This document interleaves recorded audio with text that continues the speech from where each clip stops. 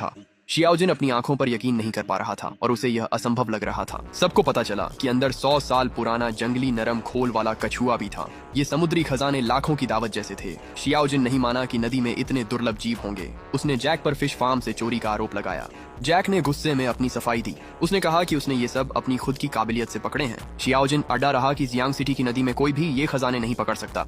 अन्य मछुआरों ने भी कहा कि उन्होंने इससे पहले इतनी बड़ी मछलियां कभी नहीं देखी थीं। उनका मानना था कि वे प्रीमियम केकड़े तो और भी असंभव हैं। सभी मछुआरों को शक था कि जैक ने ये सब चुराए हैं। शियाओजिन ने जैक पर दबाव डाला कि वह बताए ये सब कहां से आए। जैक बोला कि उनकी अज्ञानता उसे गलत साबित नहीं करती। शियाओजिन ने दावा किया कि दुर्लभ समुद्री भोजन सिर्फ उसके फार्म में है और उसने जैक से उसे मांगा। उसने आदमियों को सारा माल ले जाने को कहा और वे तैयारी करने लगे।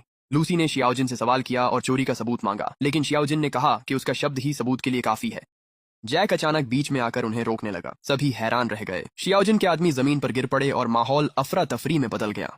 जैक ने पूछा कि वे इसके लिए क्यों लड़ रहे हैं। शियाओजिन पीछे हटने को तैयार नहीं हुआ और बोला कि उसके पास और भी बहुत लोग हैं। शियाओजिन ने सोचा कि अब जैक के पछताने का समय निकल चुका है। जैक ने शर्त लगाई कि वह वही समुद्री भोजन या उससे भी बेहतर पकड़ सकता है। शियाओजिन को भरोसा नहीं हुआ कि जैक ऐसा कर पाएगा। जैक ने शर्त रखी कि जीतने पर उसे $10 मिलियन चाहिए। शियाओजिन ने उसे गरीब मछुआरा कहकर उसका मजाक उठाया। लूसी ने कहा कि अगर जैक हार गया तो वह जिम्मेदारी लेगी। शियाओजिन ने शर्त स्वीकार कर ली और दांव बढ़ा दिया। उसने मांग की कि अगर जैक असफल रहा तो लूसी भी 10 मिलियन देगी और उसकी शर्त मान लेगी।